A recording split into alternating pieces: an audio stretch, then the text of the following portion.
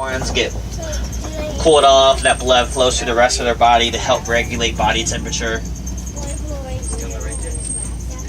Also known as the Watusi cattle, because it was the Watusi domesticated them. They've been living out here now ever since. Now as we head through the savannah, we can tell that many different animals have been here, like elephants. They knocked down many of the trees that are on the ground. That's why there are so many logs and stumps. But that helps to make room for other trees to go really tall, and you will see giraffes are eating the very tops of the leaves in those trees. That lets in the sunlight for grass to grow. Many of the antelope, as well as cattle, graze on this grass. Though there are predators like lions, well, let's just say they eat other things, but with all of this going on, it does help to form one big circle of life. Get a good view of some white-bearded wildebeest over on our right. They are gray with some black, what looks like stripes. So those are actually sweat marks. They don't have stripes, but it's just their sweat. They travel over 1,000 miles a year, so that's probably why they're sweating. Oh, but look on my side. Those are hyenas. Spotted hyenas at that. A rare sight to see during the daytime, as they're definitely much more active at night. I'll make sure to hold here for a moment. Though they might appear like they're scavenging, they are actually really good hunters. And they'll eat about 1/3 of their body weight within a single meal.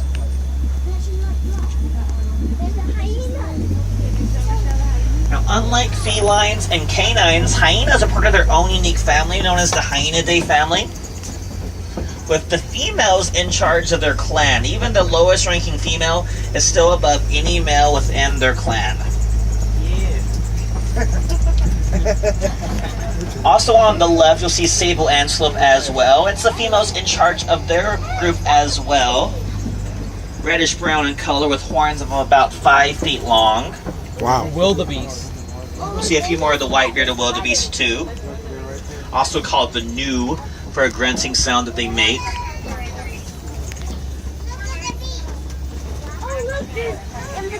Passing by so many termite mounds. They're made out of red clay and termite excrement, such as saliva or dung, and these mounds bake into the hot sun getting as hard as a rock or concrete.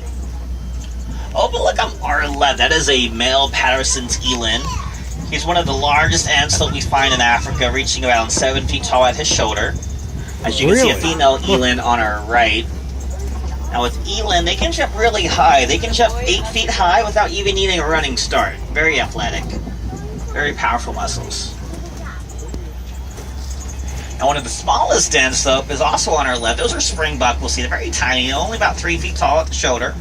They're tan, have a white belly with a black stripe on their side. They got the name springbuck because they can jump about 6 feet high, 13 feet forward. Look at all these amazing. They're very fast too. They reach speeds of 60 miles an hour. But we're getting really close to a few more giraffes. These appear to all be Maasai giraffes with rough, irregular edges to their pattern. Very unique to each individual giraffe that we'll see.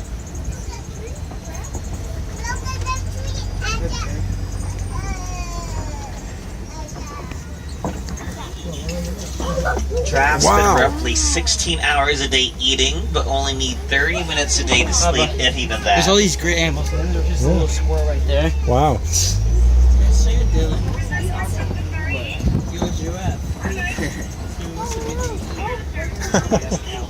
Excuse us, guys. See that long tongue on this giraffe to our left, about 18 inches long.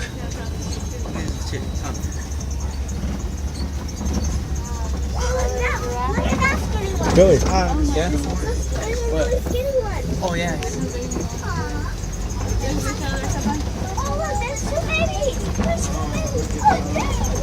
See a few more of the springbuck and eland.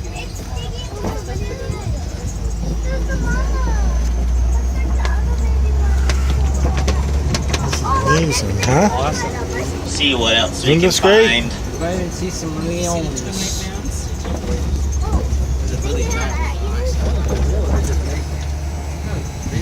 Oh, we're going to see even more giraffes hanging over by the palm trees.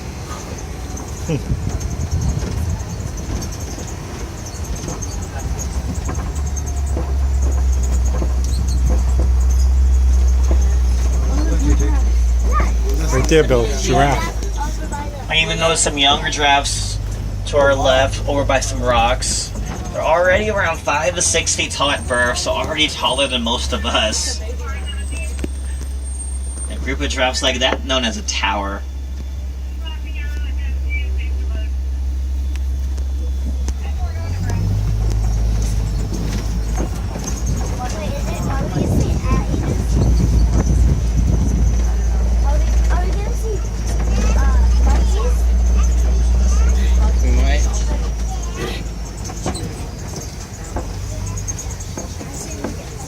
So I've seen a lot of trees being knocked down around here, so hopefully that indicates that there are a few elephants. Oh.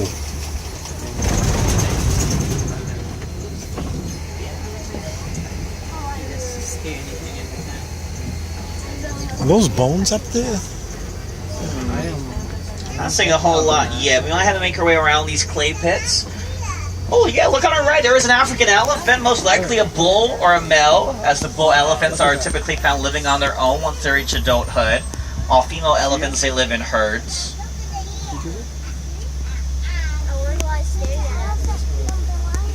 Fully grown, elephants can weigh about 14,000 pounds, and that's probably because they eat around 300 pounds of food a day and drink 40 gallons of water too, but that's not good. The road we normally take to get around the clay pits to see the elephants is closed, so we might need to figure out another way to get there. Bear with me. This looks like the way to go. Oh, but that bridge does not look like it's in any condition to hold us up, so as long as we go poly-poly or very slowly, we should be alright. That does not sound good though. I'm already having second thoughts, but too late now.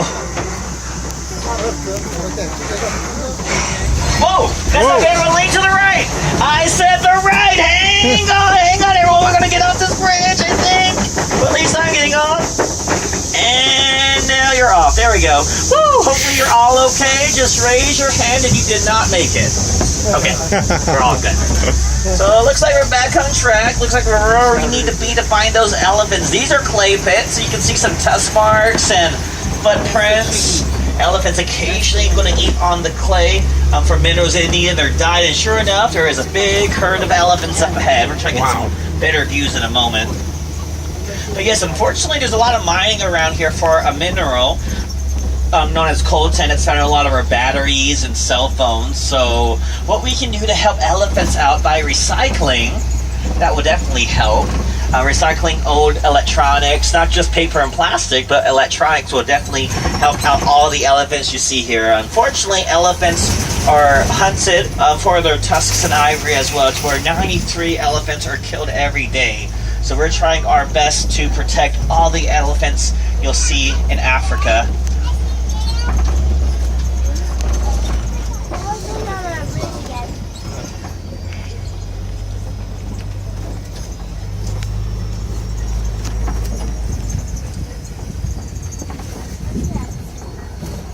Wow, look at this. We're going into the water, Bill. Boy.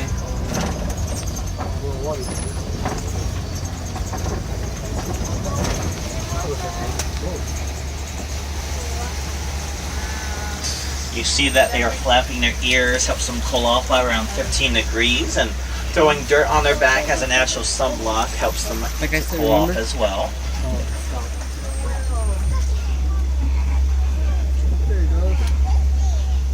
Oh, look at the one coming out there. Should get even more views as we Look at circle them right around there. these Right there? No, see great right there? flamingos. They're the tallest flamingo in the world. The only reason that a flamingo is pink is their favorite food, brine shrimp, as well as other crustaceans they eat that eventually will turn those feathers pink. It's beta carotene though. It's not just the shrimp, but it's the beta carotene found in that shrimp that will turn those feathers pink. Oh, and look, there's a baby elephant. Oh, wow. Look at that little baby. Oh, look at the baby. Younger elephants will live very close with their mothers on average of 15 years, not even including though a 22-month gestation period, roughly 2 years, which is the longest in the animal kingdom.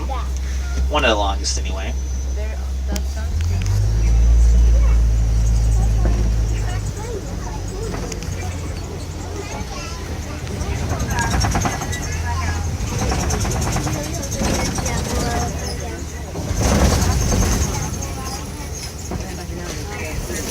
So we continue on to some mud wallows, elephants, and rhinos.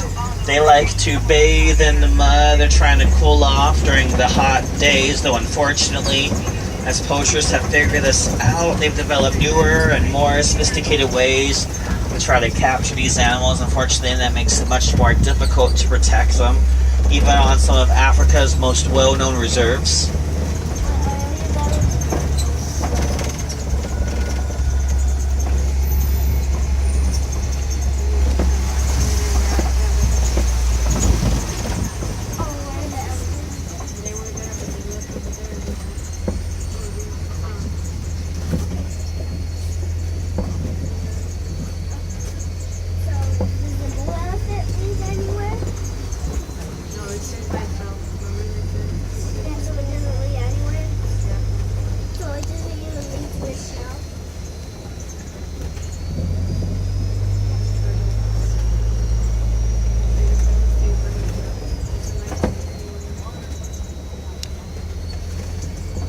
See the mandrill? Yeah.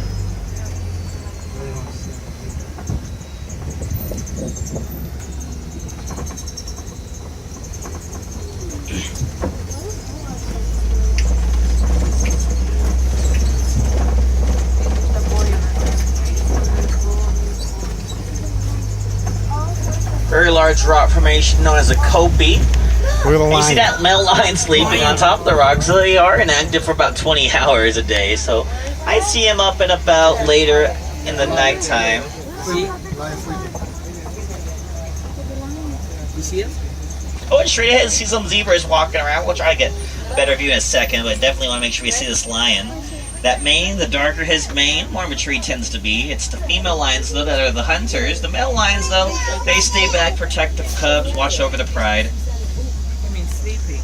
I want to make sure we circle up ahead so you see this few zebras. Looks like some Grant zebras. They have very broad stripes that go all the way down to the belly. And by standing very close together, they look like one bigger animal as opposed to three separate zebras. So that really helps them out from keeping them safe from any predators. And you can see a lioness sleeping on our left now. See the lioness?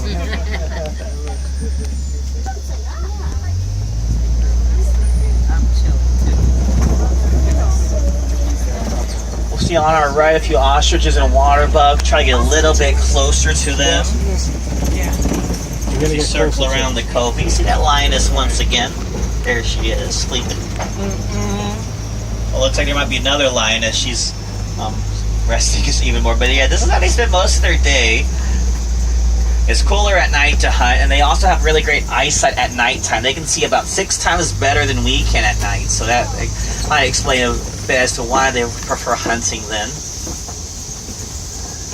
Seeing a lot of these burrows. Sometimes warthogs are sleeping around here. Sometimes even in those burrows there's tusks facing out for protection. We'll see more of the ostriches on our right. Largest birds, or one of the largest birds, definitely the largest bird that cannot fly. They can reach speeds of 40 miles per hour on the ground though when they run. And see some ostrich eggs, very tough. We can actually stand on that egg and that doesn't even break. That's how tough they are. I've also saw those water bug. They have shaggy gray fur, a lot of oil in that Think fur of for this, man. waterproofing too. Amazing. The worst thing is now my phone's full. That's fine. I'm recording it all. Oh, thank you. Kind sir.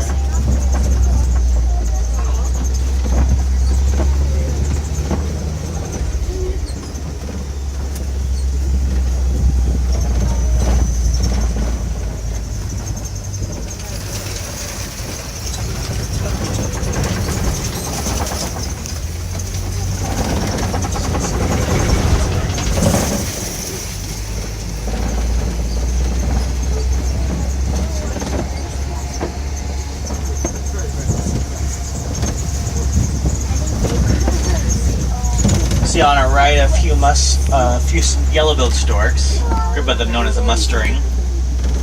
They'll eat anything they can fit in their mouth. That even includes like fish, lizards, snakes, even smaller birds. Well, we've seen so many animals today. Imagine having to share your home with them, as there are wild predators like lions and hyenas that could threaten the lives and livelihoods of people living here. Historically, many of the antelope, like the springbok, are seen as a source of food or even hunted for their fur and their horns, while bigger animals like elephants and rhinos cause problems in their own unique ways. So it's important that conservation efforts made here not just only help out animals, but also help out people here too. For example, elephants cause a lot of issues with farmers by stampeding and stomping on crops. So what farmers have realized is that elephants are afraid of bees. So by placing a lot of beehives around their farms now, elephants will stay away. They won't bother the farms anymore, and then the elephants don't have to, or rather the farmers don't have to go to drastic measures to keep the elephants away, and they actually harvest that honey too. So I find ways and economic solutions like that, animals and humans can all survive, thrive, and work together within the great circle of life. Sadly, though, our journey is almost at its end. We're just going to have to drop you back off at the Warden's Post, but your journey does not have to end there. If you go up the hill, take a right onto the Gorilla Falls Exploration Trail, you should see a lot of gorillas, meerkats, and more zebra. And for any wilderness explorers, you have been on board Symbol 1. On your right, please watch your hands and feet, and make sure you watch your step down. Once again, I'm Ben. It's been a real